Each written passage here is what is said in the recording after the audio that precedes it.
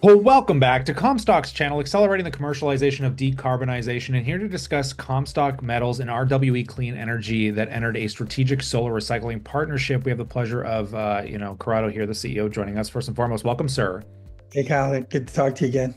Yeah, it was a pleasure to get you back on. So first and foremost, tell us what this means for the company and this partnership with solar recycling. Yeah, it's a watershed event, I think. It's a really important milestone for us. We built a demonstration scale facility. It's now been running literally for a year. We've proven that we can get, lucrative solar panel engagements where they're giving us a tipping fee coming in. Then we've proven, this is even more important, that we could process cleanly the aluminum, the glass, and then these silver-rich tailings. So the next thing to do, besides expanding the size of the facility, which we've already submitted the permits for that and looking forward to that coming up, is locking in the market. And in fairness, the major players in the market are looking for two very important uh, aspects of a customer, of a partner. And one is, can they scale to meet our size? RWE has monstrous solar deployment throughout the United States. They're the third largest. They have some, tens of millions of panels in one farm in Southern Nevada alone. A company like that could literally support one of their sites could literally support an entire facility for us in the future. So the fact that they not only gave us a tremendous amount of business, we noted in the press release, 4 million pounds, right, of material has already been transacted with them.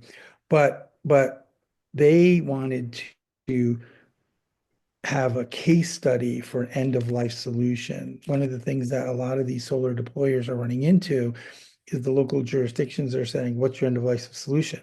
How are you going to handle these things when they're ready to be dumped? And we come ready made to handle that solution. So the first thing they really cared about was, can you handle a company like our scale? So it should tell the market a lot that they're saying, this is our preferred partner. This is someone that can handle our scale. The second thing is, we still don't see anybody in the market that is truly recycling and reusing 100% of these materials. So this notion of zero landfill solution, we're finding more and more important, much more important to a lot of these really big socially conscious customers. So we're methodically looking at the top 10, the top 20, and we're just working our way through those list of customers. But this should send, my confidence with this isn't just that RWE is now a strategic partner, that RWE has already sent us thousands of tons, of material.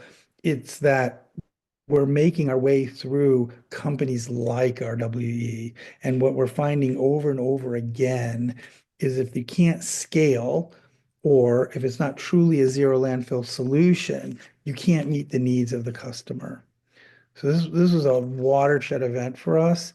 It's the first of, I think, and hope certainly many more, and it's got us off to just an incredible start in Q1. I guess I should say we haven't revised guidance, right? We have a call coming up in a couple weeks, but we did 400,000 of revenue last year. Kyle, I think we did about 200 and some thousand in the fourth quarter.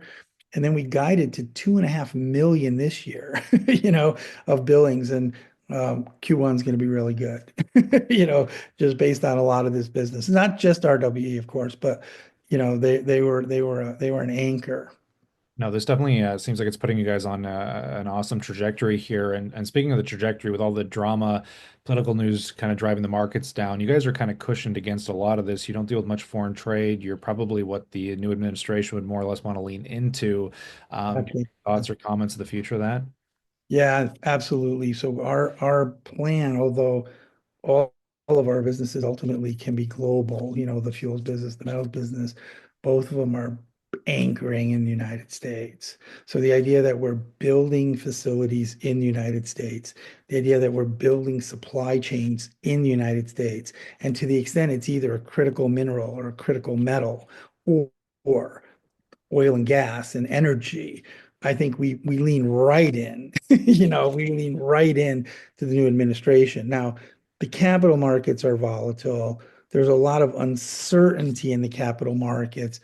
But even there, I mean, we're very disappointed with our share price today, but it's held up relative to everybody getting shellacked, in the last few weeks. So I think we're in a good place.